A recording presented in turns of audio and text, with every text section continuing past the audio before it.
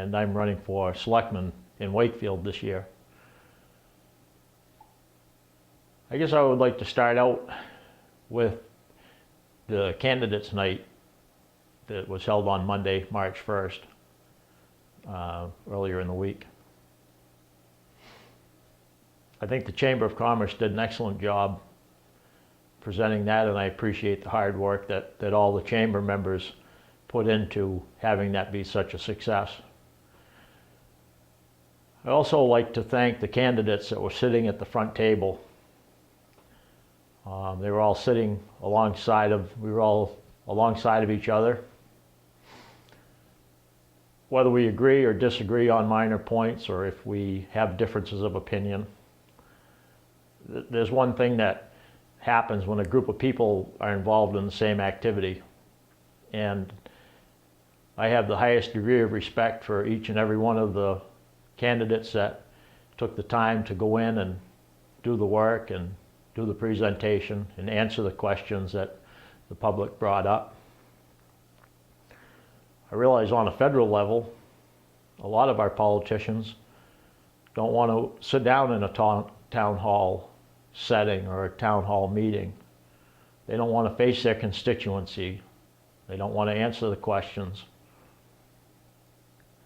On the federal level, the last thing that they want is to have voters and citizens and residents and taxpayers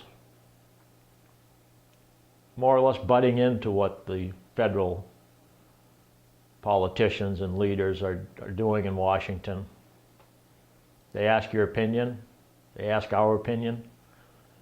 They'll take a poll, they'll get results that say that 80 to 85% of the American people disapprove of something that they're doing. They proceed and do it anyway. There are rules that they need to live by, and there are rules that they need to live up to, and there's an oath that those people in Washington that I like to refer to as our rogue politicians, they took an oath to uphold the Constitution. I don't believe in a lot of cases they're upholding that oath. The Constitution is a document that was designed to protect the citizens from the government. We've had federal politicians say that the Constitution is a list of negative freedoms, and it is. It's exactly what it is. It limits the power that the federal government has over each and every one of us.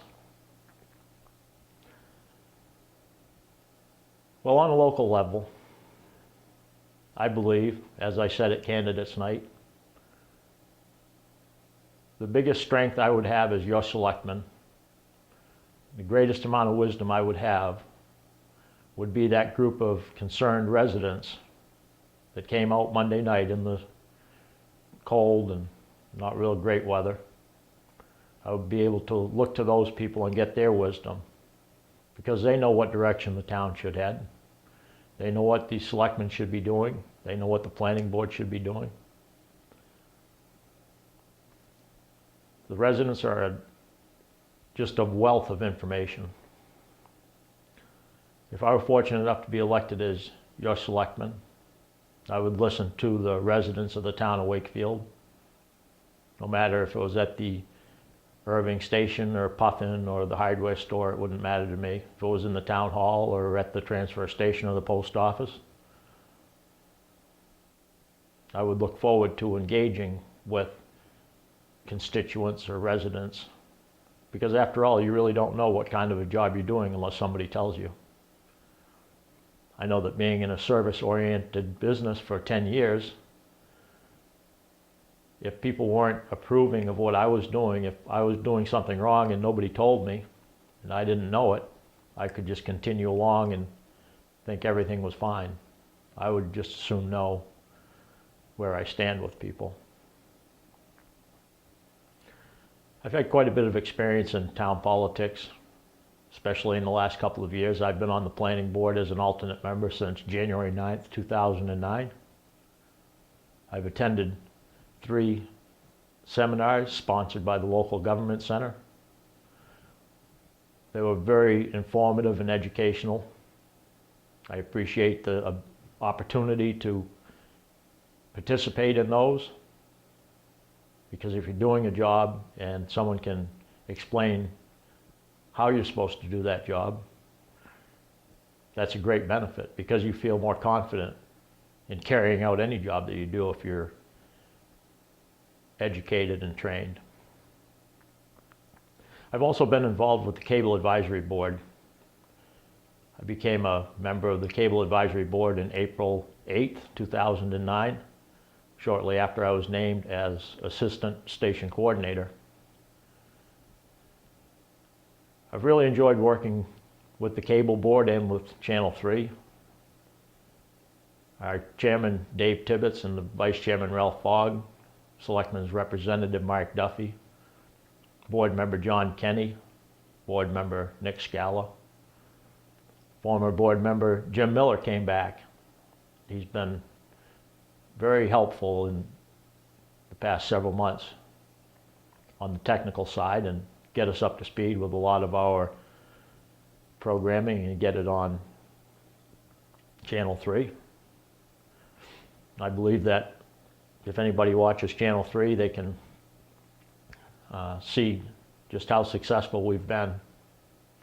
And like I say, I've been proud to work with all of those people on the board, and as well as the rest of the selectmen, because it has been a group effort to get this done. I believe that Channel 3 is a very important means of communication. We really need to keep our voters well informed in order that they will make the best possible decisions. And it affords me this opportunity to sit here with you today and create what I believe may be the first televised local political campaign ad in Wakefield. So I guess I would ask everybody to come out and vote on March 9th, Tuesday, March 9th, between 8 a.m. and 7 p.m. at the Opera House at the Town Hall. Of course, it's upstairs.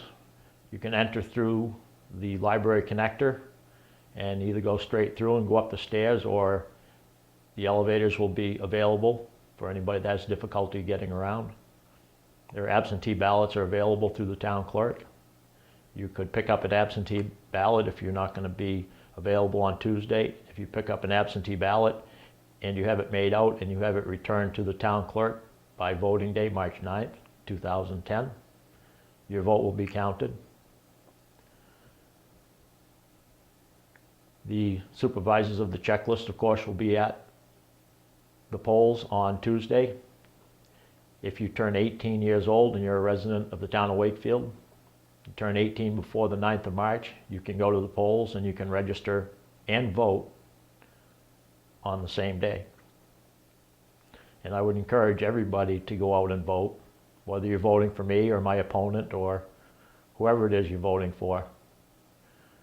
If you're going to have your voice be heard, you need to take the time and go out, get involved, and please vote.